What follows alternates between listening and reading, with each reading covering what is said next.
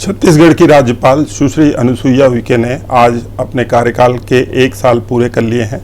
इस 1 साल के दौरान छत्तीसगढ़ में उनके कामकाज का कैसा अनुभव रहा, ये जानने के लिए हम इस वक्त मौजूद हैं राजभवन में और हमारे साथ हैं मैडम अनुसुईया उइके जी।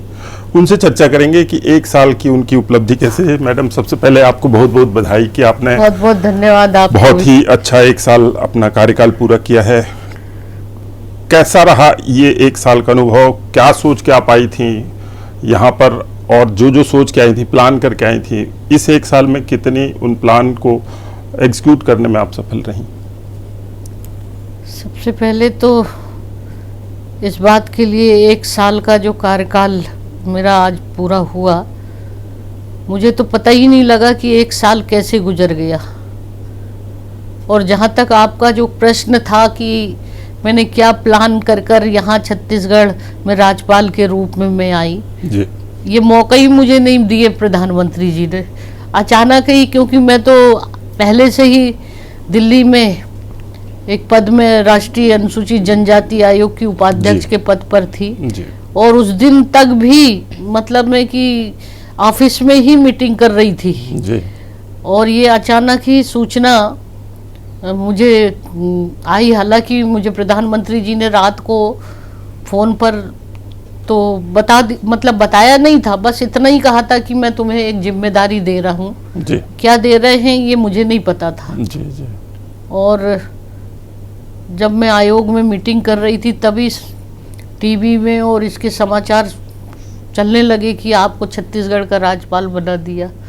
तो उस समय मैं बिल्कुल ही एकदम मतलब एक तरह से वो हो गई कि अभी तो मेरा कार्यकाल था और वहाँ मैं जो काम कर रही थी, लोगों की बड़ी अपेक्षा थी, विश्वास था कि लोगों में लग रहा था कि अब हमको यहाँ पर न्याय मिलना शुरू हो गया था, तो एक उम्मीद जागी थी।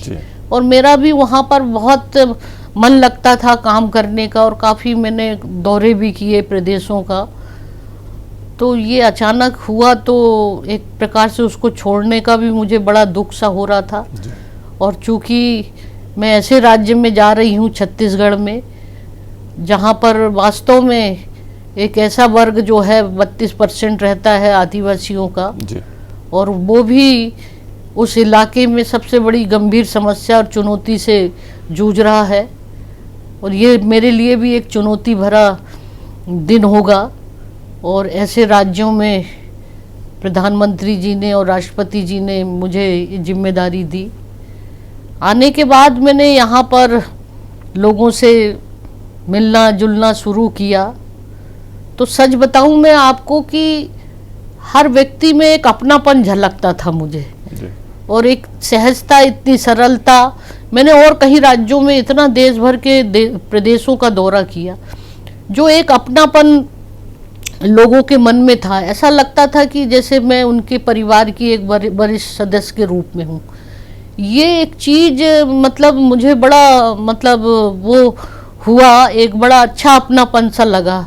चूँकि मेरी पहले से ही लोगों की सेवा करने की भावना थी और जो भी व्यक्ति मेरे पास आता था तो मैं कभी भी कोशिश करती थी कि वो निराश होकर ना जाए, और वो शुरू से ही रहा। मैं जो भी मुझे जिम्मेदारी मिलते रही और उसी भाव से कभी मुझे ये नहीं लगा कि चाहे मैं विधायक रही हूँ या मंत्री के पद पे या सांसद या बड़े बड़े महिला आयोग, मैंने पदों को नहीं देखा, एक काम को देखा कि लोग अगर मेरे को उस भावना से आ रहा है कि हमारा काम इनसे हो जाएगा, तो मैंने पूरी कोशिश की, उसकी समस्या का गंभीरता से लिया और हल करने का प्रयास किया। और वही भाव में राज्यपाल के रूप में छत्तीसगढ़ में आई तो मुझे एहसास ही नहीं हुआ कि मैं एक राज्यपाल के रूप में, लोग एहसास करते कि मैं राज्यपाल हूँ। वो उनके अंदर का जो एक बना हुआ था कि राज्यपाल से मिलना और हमसे मुलाकात होगी कि नहीं। तो मैं कभी कभी सोचती हूँ कि ये जो पद और ये राज्यपाल क्या केवल राजभवन के लिए ही बनाए जाते हैं? भाई ये पद भी होता है। मेरे को माननीय प्रधानमंत्री जी ने जब मैंने जब उनको धन्यवाद देने गई थी दिल्ली में, तो मैंने कहा कि आपने जनरली होता है कि ये पद जो होता है 65 के ऊपर वालों के लिए होता है। अभी तो मेरी 65 साल की उम्र नहीं हुई जी। और मैं वैसे ही पहले से ही एक कार्य कर रही थी आयोग में जी। और आपने अचानक मुझे ये जिम्मेदारी दे दी। तो उनका ये कहना सोचना था कि ये तुम्हारे लिए उससे भी बड़ा काम है जी। और एक और मुझे विश्वास है कि तुम वहाँ कर पाओगी। और कहा था कि वहाँ पर ये जो आदिवासी इलाके हैं और वहाँ के सभी समुदाय के लोगों के साथ तुम मिलना है और उनकी समस्या सुनना है और दौरे भी करना है। तो जो उन्होंने शायद मुझे यही इसीलिए शायद चुना होगा कि ये शायद उस चुनौती को, वरना ये तो मेरी कल्पना के बाहर था कि मैं राज्यपाल के रूप में मैं आऊंगी, क्योंकि बताया ना कि जनरली इसमें तो बड़े वरिष्ठ लोग ही जाते हैं। तो फिर मैंने यहाँ पर उनका जो भी है और विश्वास उन्होंने भी मुझे दिया, तो वो विश्वास और यहाँ के लोगों का अपनापन जो मैंने देखा, और उसके बाद जस्ट शपथ के दूसरे दिन ही एक सर्व समाज आदिवासी समाज मेरा पूरा एक डेलीगेशन मिला। उनके साथ मेरी मीटिंग हुई। उन्होंने पूरे अपने इलाकों की और सारी चीज़ों से और नक्सलवाद की समस्या का भी उसके बारे में भी बताया और उसका समाधान कैसे हो सकता है, कुछ सुझाव दिए। और फिर लगातार लोग मेरे से आकर मिलते रहे। कई लोगों को एक ऐसा लगा है कि मतलब एक मैसेज शायद मेरे मिलने जुलने से लोगों को लगा कि नहीं, हम भी अब मिल सकते हैं। कई लोग तो पता ही नहीं रहता है कि प्रोटोकॉल का क्या होता है, राज्यपाल से पहले टाइम लेना पड़ता है और इसके बाद ही शायद उनसे अपॉइंटमेंट समय मिलेगा। बेचारे लोग गेट पर 20-20, 25-25 लोग आके गेट पे खड़े हो जाते थे। बीजापुर, नारायणपुर, आबूजवाड़, कहाँ के लोग। तो जब गेट पे आते थे खबर आती थी, मैंने कहा नहीं, उनको बुलाओ। तो ये जो एक चीज है, क्योंकि ये भाव ही नहीं रहा कि मैं एक राज्यपाल के रूप में हूँ, मैं एक सेवा के रूप में काम किया। जो भी पद मुझे मिला और जो मुझे दायित्व मिला, और शायद मुझे ऐसा लगता है कि इसी दायित्वकारों से मुझे ईश्वर ने यहाँ तक पहुँचाया है और हमारे सारे वरिष्ठों का जो विश्वास मुझ में हुआ है, ये बहुत बड़ी चीज़ है कि इतने कम समय में मैं आज इस पद पर मैं पहुंची हूँ। और बाकी की यहाँ की जो मेरी अपनी चीज़ें मैंने कुछ समझा, क्योंकि समय ही कम मिला है। अब मतलब 5-6 महीने ही का समय था। फिर भी मैंने जिलों में जाकर, नारायणपुर में गई, वहाँ के बच्चों से मिली, मैं वहाँ के अधिकारियों से मेरी मीटिंग हुई। कोंडा, जिसके साथ साथ में काकेर में भी मेरा बहुत बड़ा सम्मेलन हुआ और पेंड्रा के उसमें भी मैं गई। आपका बिलासपुर का दौरा हुआ, दुर्ग का हुआ। तो ऐसे काफ़ी कुछ मेरी और भी आगे की प्लानिंग थी कि मैं आगे पूरे जितने भी अनुसूचित क्षेत्र है, मैं वहाँ पर मीटिंग लूँगी और ये देखूँगी कि संविधान में 5वीं अनुसूचित क्षेत्र जो है, संविधान में उनके लिए आदिवासियों का एक अलग से प्रावधान किया गया, उनको जो अधिकार दिए गए, तो वो भी मैं देखूंगी कि वास्तव में उसके अधिकारों का उनका पूरी तरह से क्रियान्वयन हो रहा कि नहीं। चाहे वो पेशा कानून की बात हो और बहुत सारी चीज़ें हैं यहाँ भौगोलिक दृष्टि से अलग अलग क्षेत्र में, और बड़ा यहाँ पर काफ़ी खनिज संपदा से भरपूर है, वन उपज से भी है, काफ़ी कारीगरी के भी यहाँ पर, और काफ़ी कुछ चीज़ें, बड़ी कोसा की साड़ियाँ, बहुत सारी चीज़ें हैं। मगर देखती हूँ बेरोजगारी भी बहुत है। तो ये सब चीज़ों का एक मेरे सामने ये सारे दृश्य था, और आगे मैं इन सब चीज़ों के लिए समय समय पर जो प्रतिनिधि मंडल मेरे से मिलने आए थे, अपने अपने क्षेत्र की बात रखी, कैसे शिक्षा के क्षेत्र में नक्सलाइड एरिया में स्कूलें बंद हैं, जो हमारे अति पिछड़े जनजाति वर्ग के युवक लोग आए, उनने कहा कि हमारी नौकरी का, सीधी भर्ती का वो बंद पड़ी हुई थी 2013 से। और इसी तरह से वन अधिकार अधिनियम के तहत जो अधिकार दिए गए हैं, वो भी कई लोगों को उसका वो अधिकार नहीं मिला है। तो ये सारे चीज़ें ट्राइबल एरिया का भी हुआ है। यहाँ भी सारे सामाजिक संगठन के लोग हैं, अधिकारी, कर्मचारी, यूनियन के लोगों ने भी मिला। तो बहुत सारी चीज़ें क्योंकि मैं समझती हूँ कि सरकार का भी अभी 2 साल ही हुआ है जी 2 साल में उनका भी ये कार्यकाल इतना 5-6 महीने कोरोना में भी चला गया जी तो कोई भी चीज का समय लगता है, एकदम जी। से तो नहीं हो सकता। बिल्कुल। लेकिन फिर भी जहाँ भी मैंने देखा कि जब भी मेरे सामने ऐसे कुछ बड़े मामले आए हैं और मैंने शासन को, मुख्यमंत्री जी को ध्यान आकर्षित किया है और उसको उन्होंने मतलब उसमें भी जल्दी से रुचि लेकर और उसको कैबिनेट में पास भी किया है। जी और चाहे वो स्कूल खोलने की बात हुई, वो बैकलॉग जो बताए ना, बेरोजगार वाले जो हमारे अति पिछड़ी जनजाति के युवक, और भी कई 50,000 एकड़ ऐसी एक जमीन है जी जो रेवेन्यू में है ना, फॉरेस्ट में, जी वहाँ के लोग मिले कि आखिर हमें ये, जब आज तक इसका कुछ पता नहीं है तो हमको तो उसका कोई अधिकार नहीं, आज भी हमें वंचित है न सरकार की योजना का। फिर मुख्यमंत्री जी ने उसको भी कैबिनेट में लाया और उसका भी मतलब सर्वे करने के लिए निर्देश दिया।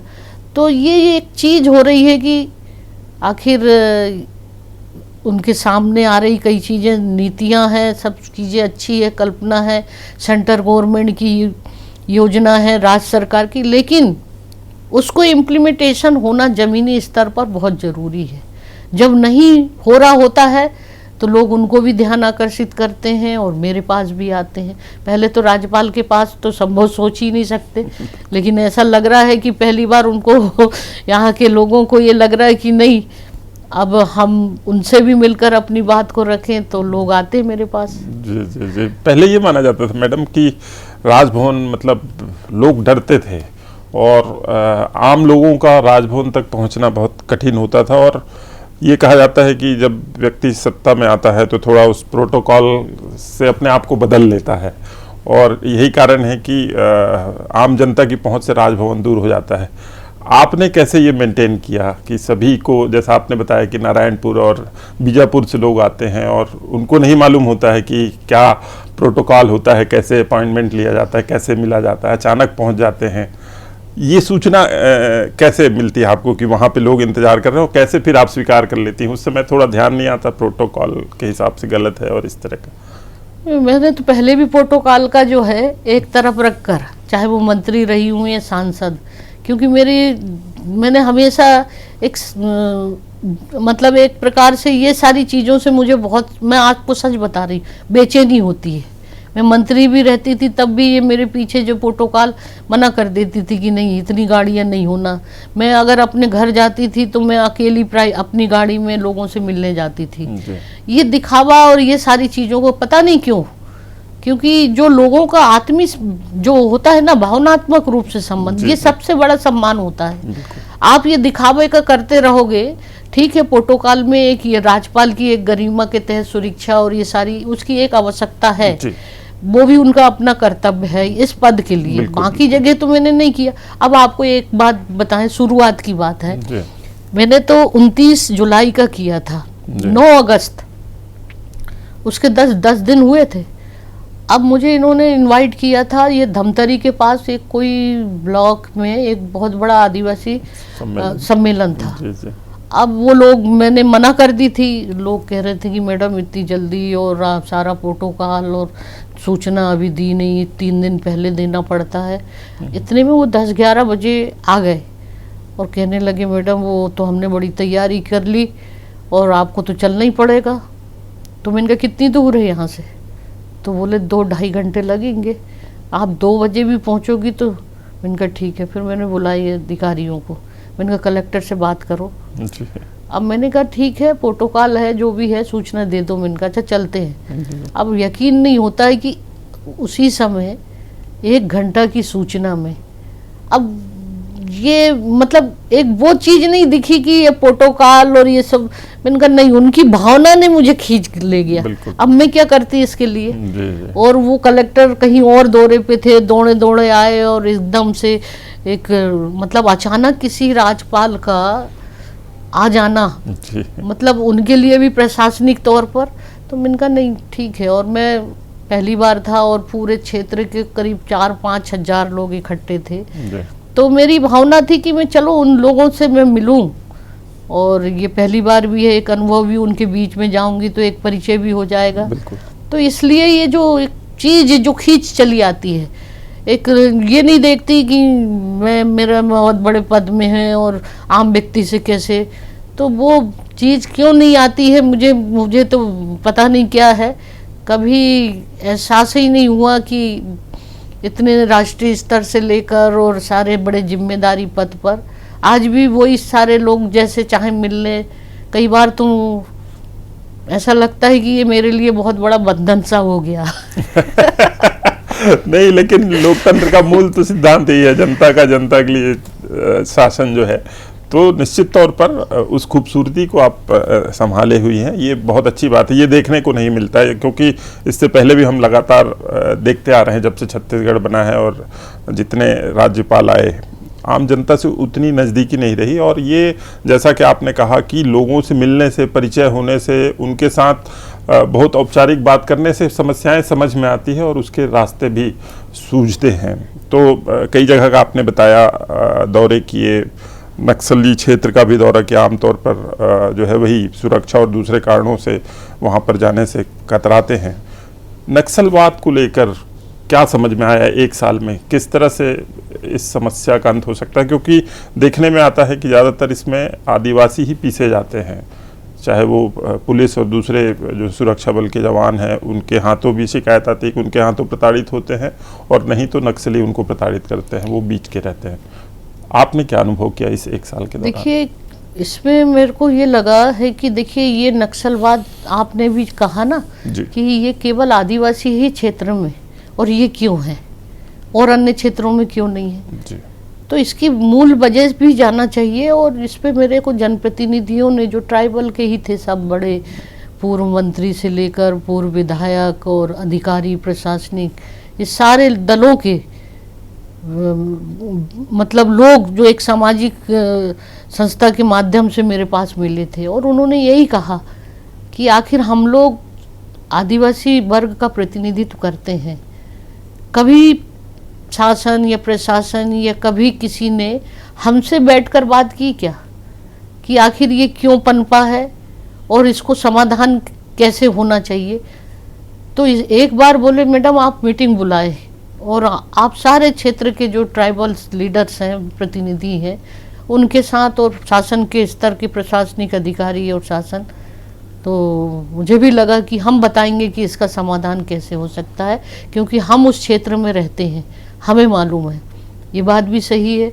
और मैंने इस बारे में मुख्यमंत्री जी से भी चर्चा की थी कि मैं सोच रही हूँ। ऊपर भी मैंने प्रधानमंत्री जी, गृह मंत्री जी को भी अवगत कराया था, और ये सारी चीज़ों का मेरे मन में था कि मैं मार्च अप्रैल में इसकी मीटिंग बुलाऊं। ये तैयारी चल रही थी, मगर नहीं हुआ। लेकिन जो मैं महसूस करती हूँ कि वास्तव में हमारा जो आदिवासी वर्ग होता है वो बहुत ही सहज और सरल और एक सीधा होता है, उसकी बहुत अति महत्वाकांक्षा नहीं होती है, लेकिन उसको रोजगार, 2 टाइम का खाना तो उसके लिए बहुत ज़रूरी है।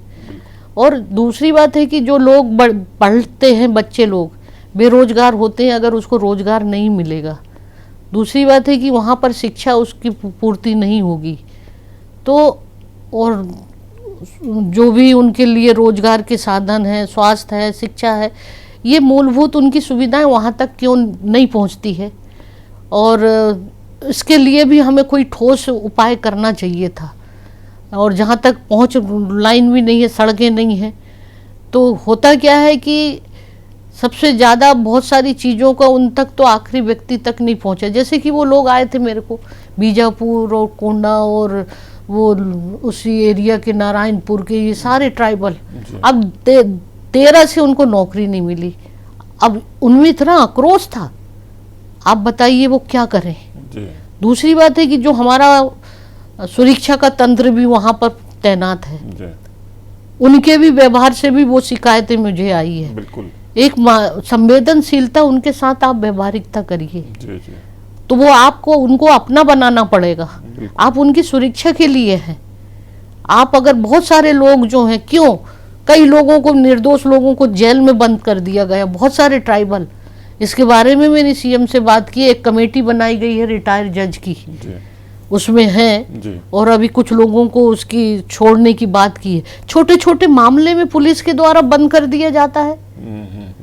अब बेचारे लोग को जरा सा भी चोरी का इल्जाम लग गया, जरा सा कुछ है, जमानत नहीं हो पाई है, लोगों की जिंदगी वहाँ, ये चीज़ों को मैं देख रही हूँ। जी जी जी। और दूसरी बात है कि जो लोग आज कैंपों में रह रहे हैं प्रभावित, मैंने मुख्यमंत्री जी से कहा था, मैं दंतेवाड़ा गई थी, वहाँ पर आत्मसमर्पित सारे नक्सली जो लोग हैं, ट्राइबल लोग जो हैं, उनसे मुलाकात की, कैंपों में उनके परिवार से मिली। जी। उन्होंने कहा कि हमारे लिए कब तक हम जिंदगी कैंप में बिताएंगे, हमारे लिए आवास की व्यवस्था चाहिए, उनके बच्चों की शिक्षा चाहिए। मैंने कहा मुख्यमंत्री जी घोषणा करिए। 2 अक्टूबर को उन्होंने घोषणा की कि इनके लिए हम आवास बना के देंगे। मतलब नवंबर में राज्यपालों का एक सम्मेलन था, कॉन्फ्रेंस थी राष्ट्रपति भवन में, तो वहाँ सभी देश भर के राज्यपाल लोग आए थे, अपने अपने प्रदेश की समस्याओं के बारे में वो फीडबैक ले रहे थे। वहाँ भी मैंने ये बात को मुख रखी कि आखिर ये समस्या का समाधान अगर है तो मैं चाहती हूँ कि इसके लिए केवल उस एरिया के लिए, नक्सल प्रभावित क्षेत्रों के लिए स्पेशल बजट का प्रावधान हो, ताकि वहाँ के लोग शिक्षित हो सकें, उनके स्वास्थ्य अच्छा हो सके और बेरोजगारी दूर हो सके, और वहाँ पर साधन की सुविधा हो। 80-80 किलोमीटर से लोग अस्पताल आते हैं, जहाँ ये सुविधा ही नहीं होगी तो लोग जो है इसके लिए, जो माओवादी लोग आते हैं उनको प्रलोभन, लालच और जो भी कुछ है, तो मजबूर होकर वो लोग वहाँ नहीं क्यों जाएंगे बताइए। बिल्कुल बिल्कुल। और जिस दिन आपने विश्वास में, कहती हूँ मैं, हमेशा कहती हूँ कि ये बंदूक की गोली से ये नक्सलवाद ख़त्म नहीं हो सकता, उनको मन को जीत कर ही होगा। उनकी जितनी भी समुचित जो सुविधाएं उनकी है, उनका जो विकास हो सके, और उसके लिए ऐसी कार्य योजना बनाना चाहिए। फिर उसके बाद ये पहल की गई, बंद स्कूल को खोले गए, मैंने कहा लोकल बेरोजगारों को वहीं नौकरी। तो ये चीज़ें मुझे अच्छा लगता है कि शासन स्तर पर इस पर पहल की जाती है। तो ये मेरा एक समय समय पर, जब से मैं आई, क्योंकि लोग मेरे पास आते हैं जी, ये बताते हैं, उनको एक उम्मीद जागी है कि अब कोई सुनने वाला है। मैं तो खैर नहीं बोलती, लेकिन उनके अंदर है तो वो आ रहे हैं और मुझे पता लगता है। तो ये पहल मैं अपने तरफ से कर रही हूँ। और जितने भी ये जो बड़े बड़े CRP के हैं और मतलब ऐसे, और इनको भी बोलती हूँ कि आप वहाँ जाके एक अपने सैनिकों को भी ट्रेनिंग दीजिए कि इनके साथ किसी तरह के अमानवीय व्यवहार ना हो, उनके साथ संवेदनशीलता बरते। क्योंकि ये मैं आपको एक उदाहरण बता रही हूँ, मैं जब महिला आयोग में थी, हम लोग विजिट करते थे महिलाओं कैदियों से मिलने के लिए हर जेलों में। तो मैंने अनुभव किया कि 6 महिलाएं थी जेल के अंदर, उनको नक्सलवादी घोषित कर दिया गया था कि ये नक्सलाइट है। तो मैंने उनसे कहा कि मैं मिलूंगी उन महिलाओं से। मैंने पूछा बताइए आप, बोले बिल्कुल नहीं, हमको ज़बरदस्ती यहाँ पर जेल में भेज दिया गया। मैंने कहा कुछ तो कारण होगा, कुछ घटना हुई होगी। तब उन्होंने मुझे कहा था, बड़े आक्रोश में, बहुत देर के बाद, उनके अंदर का जो मैंने देख रही थी चेहरा, कि इस तरह से असंतोष क्यों, मतलब उनकी आंखों में एक जो गुस्सा था, क्रोध था। तो बोले उन्होंने मुझे जवाब दिया था कि अगर रक्षक ही भक्षक बन जाए, हम कहाँ जाएं, कौन हमारी रक्षा करेगा। हमारे घरों में जाते हैं, लातों से जूतों से हमारी पिटाई करते हैं, हमारे घर के सामानों को बर्बाद कर देते हैं। देखिए उसकी पीड़ा। तो मुझे ये मालूम है कि इन चीज़ों से हमारा ट्राइबल के साथ क्या होता है। निर्दोष लोगों को जेलों में बंद कर दिए गए, आज तक बेचारे लोगों के पास पैसा नहीं है। ये संवेदना जो है, ये अगर शासन स्तर पर इसका और पहल की जा रही है, मैंने भी इसके ध्यान आकर्षित किया। और मेरी कोशिश थी कि मैं इन जेलों का भी विजिट करूं, मैं मिलूं उन कैदियों से और पूछूं। और उनको ये भी नहीं पता है कि लीगल सरकार के द्वारा एक विधिक यहाँ पर एक प्रकोष्ठ है, निःशुल्क उनको लिए कोर्ट में मदद दी जाती। बेचारे लोगों को पता ही नहीं, 20-20 साल से, 10-10 साल से जरा से केस में बंद पड़े हुए हैं। तो ये इसके लिए तो मैं पहल करूँगी। जी और मेरी इच्छा थी कि मैं जगदलपुर और जहाँ जहाँ उन कैंपों में भी जाऊँगी। जी जो मेरे से बन सकेगा, मैं जब तक भगवान ने अगर मुझे यहाँ पर दायित्व दिया है तो इन निर्दोष और गरीब लोगों के लिए जितना मेरे से हो सकता, मेरे मन में बड़ा मतलब एकदम सुनती हूँ तो मन में बड़ा वेदना होती है। जी जी जी जी जी तो इतना सोचकर, क्योंकि ये मुझे पदों से और इससे कोई वो नहीं रहा शुरू से, जी लेकिन जो अधिकार दिया है ईश्वर ने मुझे यहाँ तक और मिला है, तो मैं कोशिश करूँगी कि इस प्रदेश के लिए भी, ये तो नक्सल का हुआ, लेकिन यहाँ के जो बहुत सारे बेरोजगार लोग हैं उनके लिए भी रोजगार के कुछ नए ऐसे हो जाए। नौकरी ही सब कुछ नहीं है। मैं उनसे कहा है, उस दिन मंत्री जी चौबे जी भी आए थे जी और अपने माननीय अकबर मोहम्मद अकबर जी जो हैं मंत्री, जी इन लोगों से भी कहा है कि अब सरकार ने, प्रधानमंत्री जी ने भी एक स्वरोजगार के लिए आत्मनिर्भर भारत की दृष्टि से लोकल से वोकल की ओर, जी और ये कोरोना काल में संकट में कई लोग बेरोजगार हो गए हैं, जी तो इसके लिए भी पहल करनी चाहिए कि हमारे इन लोगों को कैसे लाभ मिले और किस तरह की पहल है। तो शायद वो इनका अभी पैकेज कुछ आया है खादी ग्राम आयोग में, जी और उसके लिए भी एमडी आए थे। मैंने कहा आप ट्रेनिंग दीजिए उनको, पहले तो इस बात के लिए प्रेरित करो कि वो स्वयं करने के लिए एक अपने अंदर एक काम करने का या उसके अंदर वो बढ़ाना चाहिए आत्मविश्वास, क्योंकि जब तक उसके अंदर काम करने की इच्छा शक्ति नहीं होगी, हम कुछ भी दे दें तो वो क्या करेगा। और उसको ट्रेनिंग देने की ज़रूरत है, और उसके साथ मार्केटिंग।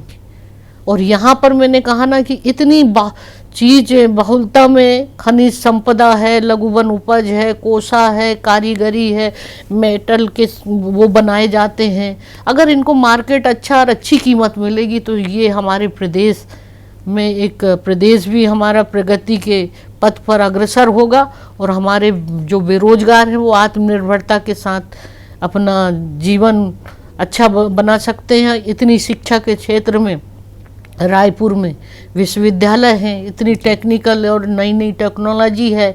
आज जो कृषि विश्वविद्यालय हैं ये नौकरी की ओर जाते हैं। तो यहाँ पर एक सेमिनार था कि ये जो आज के नवयुवक हैं खेती की ओर इनका ध्यान नहीं रहता है, तो ये भी इस ओर जाएं।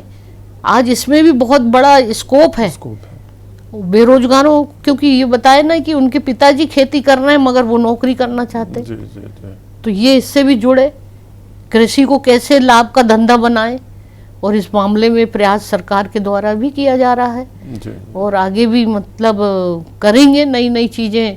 अभी गोवर्धन न्याय योजना भी बनाई गई है कृषियों के लिए, बहुत धान की यहाँ इतनी ज़्यादा उत्पादकता, सारी चीज़ें आप यहाँ पर आगे हमारी दंतेवाड़ा में महिला समूह के द्वारा भी महिला ऑर्गेनिक जो है जी चीज़ों का उत्पादन हो रहा है। जी जगह जगह बहुत सारी महिलाएं कांकेर बस्तर में काम कर रही। तो ये सारी चीज़ों को एक मार्केटिंग और भी अच्छा बन जाए तो मैं समझती हूँ कि हमारा जो है अन्य प्रदेशों की तरह हमारा भी छत्तीसगढ़ बहुत आगे बढ़ेगा, ये मेरी इच्छा है। मतलब सरकार के कामकाज से बहुत संतुष्ट हैं आप, जिस तरह से काम सरकार कर रही है? देखिए, जहाँ तक है कि संतुष्टि तो कोई भी व्यक्ति को ना उनको भी नहीं होती है। काम नीतियाँ बहुत अच्छी बनाई जा रही, बस इतना ही है कि उसको ज़मीनी स्तर पर उसका इम्प्लीमेंटेशन हो, लोगों तक जब तक नहीं पहुँचेगा तब तक हमको संतुष्टि कैसे मिलेगी। सरकार की भावना है लेकिन वहाँ नीचे स्तर पर टाइट होना चाहिए। अब देखिए, उदाहरण के तौर पर मेरे सामने एक समस्या आई, 2 साल से तेंदुपत्ता का बोनस नहीं मिला जी 2 साल से छात्रवृत्ति नहीं मिली, 6 महीने 8-10 महीने हो गए, लोगों ने चाइनीज शिक्षकों का सिलेक्शन हो गया, अपॉइंटमेंट नहीं हुआ। आप बताइए, वो विचारों को मैंने देखी कि वो लोगों की आज ओवर एज हो जाएगी। वो एक ने जो व्यक्ति ने सुसाइड करते हुए वो देखा, ये शायद वो खत्म भी हो गया। जी। तो ये जो सारी चीज़ों का समाधान होना चाहिए, जी। तो निश्चित रूप से सरकार के लिए भी बहुत अच्छा होगा। ऐसी नीति बनाए कि लोगों को उसका लाभ मिले और आप एक तरीके से उसका समय पर क्रियान्वयन हो। जी जी। तो ये सारी चीज़ें हैं दिमाग में, और उसका थोड़ा सा कड़ाई के साथ इन सारी चीज़ों का निर्णय और जल्दी उसका क्रियान्वयन हो, इस दिशा में शासन को प्रयास होना चाहिए। आपके बारे में ऐसा कहा जाता है कि आप जितनी सीधी और सरल हैं उतनी ही किसी बात पड़ती तो अड़ भी जाती हैं। 4 मंत्री मनाने आए आपको, आप मानी नहीं?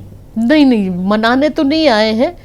जनरली क्या होता है कि राज्यपाल और सरकार, क्योंकि ये तो मेरी ही सरकार है और एक उस नाते भी आते हैं, कोई भी समस्या होती है चर्चा करने, मुख्यमंत्री भी आते हैं कभी, तो ये मनाने की चीज़ नहीं थी। मगर वो उस शिक्षा के मामले में मैंने भी बोला था कि आप लोगों से आइए बैठ के कुछ चर्चा करते हैं। उस शिक्षा में कई हमने आवेदन दिया, उसका जवाब नहीं आया था, तो मैंने कहा कि अभी कई जगह नियुक्तियां भी करनी है, कुछ प्राइवेट यूनिवर्सिटी में भी, मगर प्रस्ताव आपके तरफ से हम लोग यहाँ से भेजते हैं, उनका अनुमोदन लेते हैं सरकार से।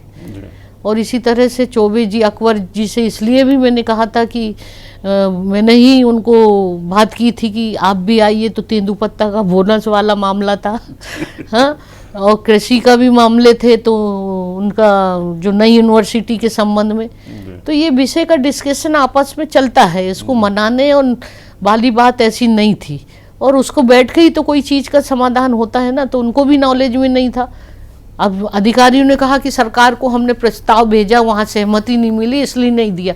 मैंने कहा 2 साल से सहमति नहीं मिली, आप बताइए 597 और 436 करोड़ समितियों के बाकी है, और बहुत सारी चीज़ें थी, अब मैं नहीं बताऊँ इतनी खामियां तो अब ये चीज़ों में उन्होंने कहा कि ठीक है मैडम, आपने किया, हमने कर दिया जैसे भी हुआ। और चौबे जी ने भी कहा, मैंने कहा प्रस्ताव की बात आई थी यूनिवर्सिटी का। देखिए, मैं हमेशा कहती हूँ कि पूरे कानून की ज्ञाता या मैं नहीं हूँ, ना मंत्री होते ना मुख्यमंत्री होते। बिल्कुल सही। प्रस्ताव जब भी कोई चीज़ का प्रतिवेदन आते हैं तो उनके सामने निष्पक्षता और चीज़ों को बताना चाहिए। जैसे मैं एडवाइस लेती हूँ तो कोई मैं अपने आप ही सारे निर्णय नहीं लेती कि ये सही है कि गलत है। मेरे लीगल अधिकारी हैं, वो मतलब उसके डिस्ट्रिक्ट जज लेवल पे वो हैं अधिकारी, सब जगह रहते हैं, उनके भी रहते हैं लीगल अधिकारी। जब प्रस्ताव बना था तो तब तो देख लेना था कि दूसरे प्रदेशों की स्थिति में कुलाधिपति के अधिकारों के बारे में क्या अधिकार दिए गए हैं। किसी भी प्रदेश में कुलाधिपति के अधिकार को कहीं भी कम नहीं किया है। मंत्री परिषद में भी अगर अधिकार लिया है तो वो गुजरात का भी उदाहरण देते तो उसमें भी है कि कुलाधिपति से परामर्श पर। अब यूजीसी का 2018 का एक वहाँ पर पार्लियामेंट से पास हुआ एक मतलब विनियोग है। अब वो कानून तो है, उन्होंने स्पष्ट लिखा है कि एक यूजीसी का सदस्य होगा और जो खोज समिति बनेगी एक कार्य परिषद का, एक शासन का, एक ये तो मेरा यहाँ के उसमें संशोधन में है, लेकिन उसका यूजीसी का आवश्यक बोला। जो खोज समिति 3 लोगों की बनाई जाती है उसमें स्पष्ट लिखा कि खोज समिति की सिफारिश पर कुलाधिपति के द्वारा कुलपति की नियुक्ति। अब आपने इसमें क्या कर दिया, यूजीसी का मेंबर को ख़त्म कर दिया। दूसरी बात है कि खोज समिति की अनुशंसा पर मंत्री परिषद के द्वारा अनुशंसा करके कुलाधिपति निकाल। अब वहाँ पर तो मंत्री परिषद किसी का भी निर्णय ले ले और सरकार का पूरा मतलब ये स्वायत्तता खत्म हो गई कि नहीं। जी, बिल्कुल। और उस पर यह भी एक प्रावधान किया गया था कि अगर कोई विश्वविद्यालय हमारा विनियोग का उल्लंघन करेगा तो हम उसको अनुदान नहीं देंगे। तो ये सारी चीज़ों को भी देखना चाहिए था कि अगर हमको ग्रांट नहीं मिलेगी और ये सीधा सीधा उसका 2018 का उल्लंघन है कि नहीं बताइए। तो ये कानून संबद्ध मैंने जब चौबे जी को बताया, उस शिक्षा मंत्री, उनको भी ये चीज़ों का पता ही नहीं था। जब उन्होंने देखा तो मैंने कहा मैं बताइए, मैं उनसे राय लूँगी कि नहीं। तो उन्होंने कहा बिल्कुल आप सही कह रही हैं, आप बिल्कुल एडवाइस लीजिए, हम बिल्कुल सहमत हैं आपकी बात से। तो बैठकर ये सारी चीज़ों का एक कन्फ्यूजन होता ना कि आपको भी लगता होगा कि मैडम जानबूझ के। दूसरी बात है कि उसमें एक और आपको क्लियर कर दूँ, कुशाभाऊ ठाकरे जी का जो आया उसमें नाम परिवर्तन का, तो उसके साथ साथ ये भी संशोधन उसी के साथ इन्होंने ये भी कर दिया। अगर आपको करना था तो कम से कम मुझसे भी पूछ लेना था। अब वो तो एक साथ ही सारे संशोधन है। चंदूलाल चंद्राकर जी के इसमें वो सेपरेट था, और चूंकि वहाँ पर किसी भी तरह का किसी का महापुरुषों का बदलना नहीं था, उन्होंने कामधेनु चंदूलाल चंद्राकर जी का कर दिया सीधा। तो खैर वो तो मैंने कर दिया, मुझे कोई दिक्कत नहीं। और इसी तरह से यहाँ का भी वो हुआ, अभी मैंने वो भी भेज दिया आपका हार्टिकल्चर का उद्यान की वाला भी। तो मगर जहाँ कुलाधिपति को जो एक पूरे देश और दुनिया में स्वायत्ता दी है विश्वविद्यालय के लिए, इसलिए है कि यहाँ पर शिक्षा की गुणवत्ता, बच्चे को भविष्य उसका अच्छा रहे, ये सारे चीज़ों को देखते हुए तो कुलाधिपति को, राज्यपाल को कुलाधिपति बनाया जाता ना। तो इनके सामने जो भी प्रशासनिक अधिकारी ने जैसा भी दिया, उनको भी ये सारी जानकारी नहीं। अब शायद वो इस चीज़ को सोच रहे होंगे। मैंने जब उनके सामने ये प्रस्ताव रखी, चौबे जी समझ गए और वो भी समझ गए। बोले हमने गुजरात में, मैंने कहा गुजरात में 2009 में का ही ये संशोधन, ये 2018 का यूजीसी ने किया है, तो वो गुजरात में भी वैसे ही करेंगे। आप सोचिए ना, ये कानूनी प्रक्रिया, क्योंकि इसलिए उस दिन मेरे को सभी मीडिया के लोगों को बताना पड़ेगा, नहीं तो गलतफहमी जाएगी। तो ऐसे चीज़ों को, क्योंकि आखिर ये भी मेरी ही सरकार है ना, और उस सारी चीज़ों में वो चीज़ नहीं होनी चाहिए कि जहाँ राज्यपाल और उनके बीच में गलतफहमी हो। तो ये तो अच्छा है कि बैठ के चर्चा करके वो भी समझ गए, और आप लोगों के सामने भी ये बात आ गई सामने। आपकी सरकार है, लेकिन अभी कुछ दिनों से ये चर्चा होती रहती है कि राज्यपाल और सरकार के संबंध थोड़े से टकराव चल रहे हैं। नहीं नहीं, बिल्कुल नहीं है। आज ही चौबे जी भी आए थे बधाई देने के लिए, टेकाम जी का भी, स्पीकर का, मुख्यमंत्री जी का भी बधाई मेरे को दिया उन्होंने। तो ये तो थोड़ी ऐसा होता है, ये तो मतलब ये क्या होता है कि ये जो चीज़ें आ जाती है ऐसी में ना, तो ऐसा लगता है, ऐसा नहीं है। मेरा फर्ज होता है, मैं संवैधानिक, और अगर ऐसा समय समय पर आपने देखा होगा सार्वजनिक स्थल पे मैंने मुख्यमंत्री जी की तारीफ की, क्योंकि मेरी सरकार कोई अच्छा काम कर रहे हैं और उसका ध्यान आकर्षित करना भी मेरा काम है। बिल्कुल, मॉनिटरिंग करना जो है, एक संरक्षक हूँ मैं। जी। तो इसमें ऐसी कोई भी बात नहीं है।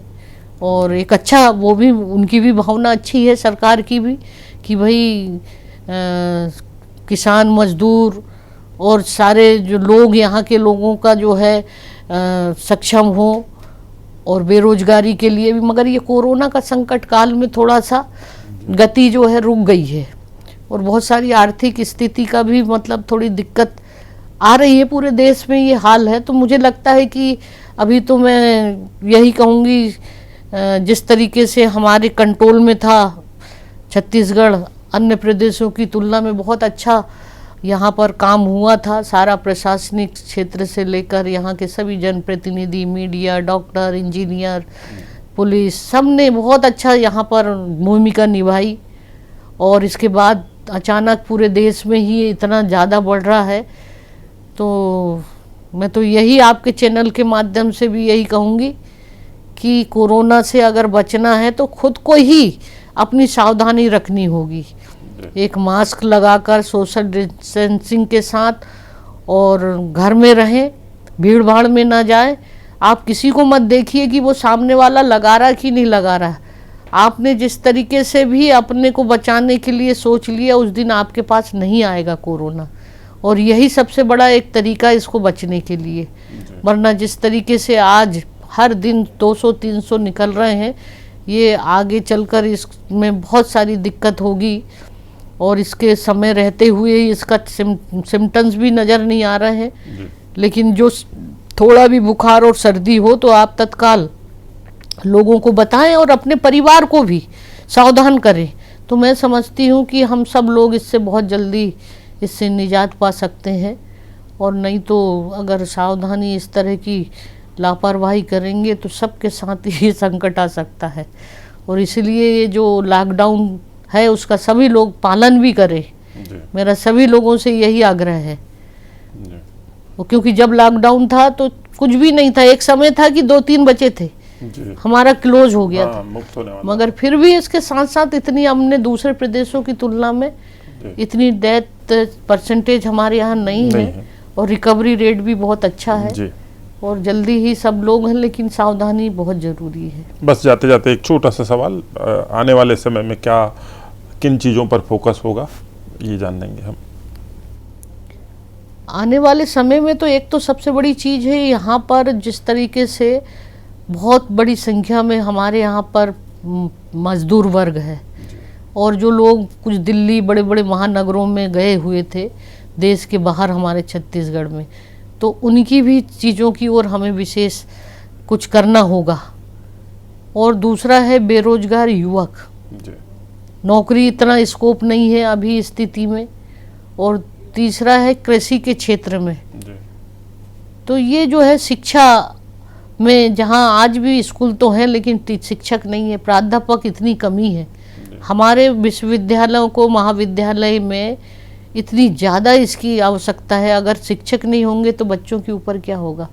तो मेरा विशेष प्रयास रहेगा कि शिक्षा की गुणवत्ता में सुधार हो और ये जल्दी से जल्दी जितने भी खाली स्थान है वो भरना चाहिए। इससे लोगों को रोज़गार भी मिलेगा और शिक्षा के क्षेत्र में लोगों को एक अच्छी शिक्षा का स्तर भी बढ़ेगा।